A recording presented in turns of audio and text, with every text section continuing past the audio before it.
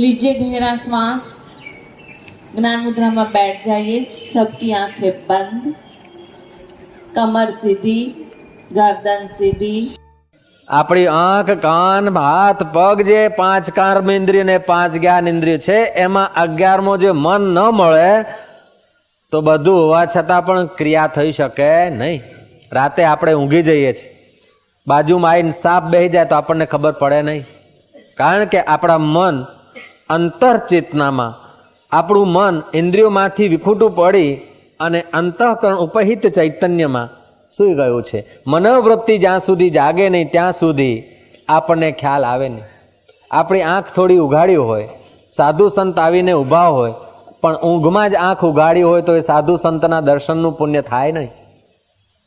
મોંમાં, આપણા મોઢામાં કોઈ લાડુ નાખ્યો હોય, મગદળ નાખ્યું હોય, અથવા સાકરની ગાંગડી નાખી દીધી હોય અને આપણે ઘસઘસાટ ઊંઘતા હોઈએ તો મીઠાઈ અને મોઢાની મુલાકાત તો થઈ છતાંય મીઠાશ આવે નહીં, કારણ કે મનોવૃત્તિ નથી. જે વખતે જ્યારે જેટલી જેવી મનોવૃત્તિ તે વખતે ત્યારે તેવું ને તેટલું જગત આપણને દેખાય. જે વખતે જેવું આપણું મન તે વખતે તેવું આપણને જગત લાગે. દ્રષ્ટિ રેવ સૃષ્ટિ, જેવી આપણી અંદરની મનોવૃત્તિ તેવું આપણને જગત લાગે. જેટલી મનોવૃત્તિ તેટલું જગત લાગે, અને જ્યારે મનોવૃત્તિ ત્યારે જ જગત દેખાય.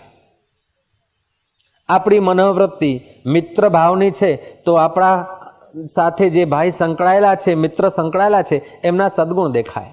પણ આપણી મનોવૃત્તિમાં દ્વેષ આવી જાય તો એના આપણને દુર્ગુણ દેખાય. આપણું મન પ્રસન્ન હોય તો જગત હરિરેવા લાગે, પણ આપણા મનમાં હોળી થઈ હોય તો આખું જગત નરક જેવું લાગે. જગત કેવું છે તેનો બહુ વિચાર કરવા જેવો નથી, એ વખતે મનોવૃત્તિ કેવી છે તેનો વિચાર કરવા. જે વખતે આપણે ખિન્ન હોઈએ, દુઃખી હોઈએ તો જગતના લોકોએ આપણને દુઃખ પહોંચાડ્યું છે એવી ભ્રમણામાં પડવું નહીં.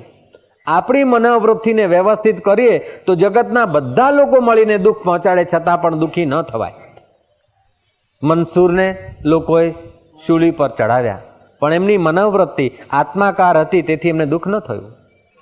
જીસસને લોકોએ ક્રોસ ઉપર ચડાવ્યા, પણ એમની મનોવૃત્તિમાં દુઃખ નહોતું તો દુઃખી ન થયા. સુકરાતને લોકોએ ઝેર આપ્યું, પણ એમની મનોવૃત્તિમાં દુઃખ નહોતું તેથી દુઃખી ન થયા. મીરાને સાસુએ ઝેરનો પ્યાલો આપ્યો, પણ એમની મનોવૃત્તિમાં કનૈયા જતા તેથી એ ઝેર અમૃત થયું. રતનબાઈને એમના મા બાપે જોડ્યા, ભાઈએ જોડ્યા, પણ એમની મનોવૃત્તિમાં ગુરુ ભક્તિ હતી. તે પોતાના ઓરડામાં પાણીનો પ્યાલો ભરીને ગુરુને પાય છે તો ચોરામાં ગુરુજી આગળ એની આકૃતિ ધારણ કરી એની મનોશક્તિ ગુરુજીના હોઠે પાણીનો પ્યાલો ધરે છે.